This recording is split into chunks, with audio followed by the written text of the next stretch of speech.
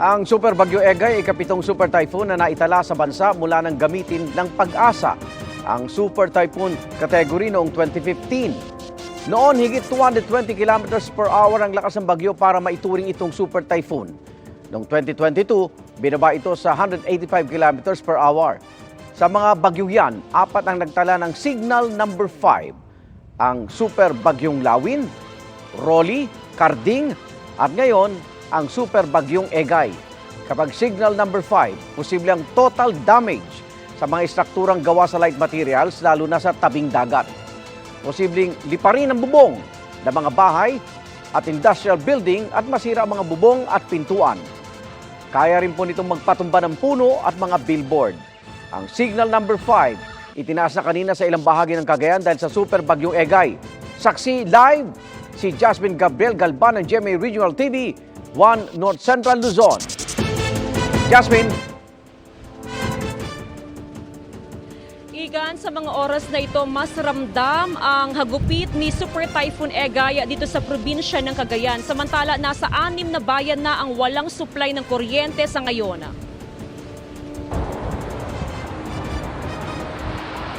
Mula Calayan, Apari, hanggang Santa Ana, ramdam na ang bagsik sa iba't ibang bahagi ng lalawigan ng Cagayan dahil sa Super Bagyong Egay. Ayon sa Pag-asa, inaasahang 2 hanggang 3 metro ang taas ng alon sa mga baybayin, kaya naman pilit na pinalilikas ng lokal na pamahalaan ang mga residente na nakatira sa gilid ng dagat. Naglikas na ng mga residente sa Santa Ana, Alcala at Calayan Islands. Pinangangambahan ng posibilidad ng storm surge o daluyong sa 16 na bayan. Pinagsabihan na namin nila, ma'am, magsilikas sila kasi malakas ang paparating na bagyo. Malakas kasing hangin, ma'am. Tapos yung alon. 6 na bayan sa lalawigan ang nawala ng supply ng kuryente. Hindi na rin madaanan ang Natalyag Bridge sa Peña Blanca dahil sa pag-apaw ng ilog. Nakabantay rin ang mga otoridad sa posibilidad ng landslide, lalo na sa silangang bahagi ng lalawigan. Ayon sa mga otoridad, 54 na pamilya na ang lumikas mula sa 4 na barangay sa Calayan. 55 pamilya naman ang lumikas sa Santa Ana.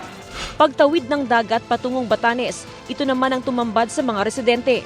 Mula pa nung Sabado ang nag-umpisa tayo nagkaroon ng pre-disaster risk assessment. Then, continuous na po ang information dissemination natin sa lahat para makapaghanda. Sa Ilocos Norte naman, binabantayan ang mga bayan ng Adams at Pagudpod dahil sa posibleng landslide. Kanselado lahat ng flights ngayong araw hanggang bukas sa Lawag International Airport. Pinag-iingat din ng mga mangingisda. Yung mga mahal na kababayan na nangingisda na huwag nang pumalaot muna dahil mataas po yung risk na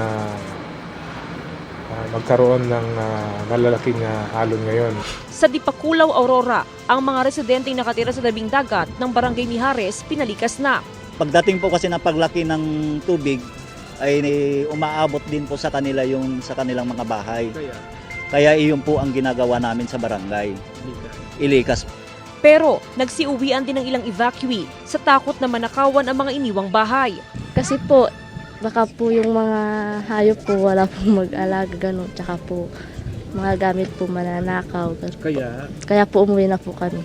Ang mga mangingisda, preno muna sa pagpalaot. Ilang araw na po kami hindi nakakapalaot ngayon. Ang problema niyo? Opo, yung pagkain namin kulang, wala po. Kasi po nga hindi na po kami nakakapalaot. Dahil din sa Bagyong Egay, suspendido ang pasok para sana sa unang araw ng National Learning Camp sa Kasiguran. Igan, balik dito sa probinsya ng Cagayan. Sa mga oras na ito, tuloy-tuloy pa rin yung rescue operation na isinasagawa sa iba't ibang mga bayan. Samantala, tiniyak ng provincial government na sapat ang pagkain ng mga evacuee na nasa evacuation center. Meron na ring reported incident ng flooding sa probinsya ng Cagayan, partikular sa bayan ng Baggawa. Live mula rito sa probinsya ng Cagayan para sa GMA Regional TV 1 North Central Luzon at GMA Integrated News, ako si Jasmine Gabriel Galban, ang inyong saksi. Mga kapuso, saksihan ang unang pasok ng mga balita. Maaaring mapanood ang Saksi at ang iba pang GMA Newscast sa youtube.com/GMA News. I-click lang ang subscribe button. At sa mga kapuso abroad, maaari po kaming masubaybayan sa GMA Pinoy TV at www.gmanews.tv.